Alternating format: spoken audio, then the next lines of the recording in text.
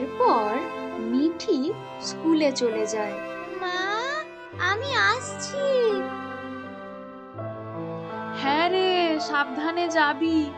স্কুলে পৌঁছে জলটা খাবি কিন্তু।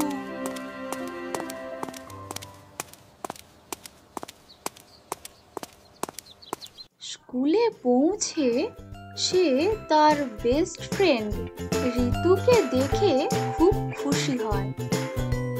তাই মিঠি ঋতুর পাশে গিয়ে বসে। কাল সবাই যে যার হোমওয়ার্ক করে আনবে।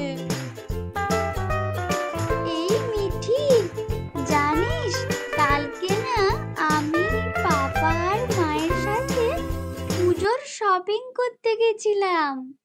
আমার 6টা ড্রেস হয়েছে এবার পুজোতে।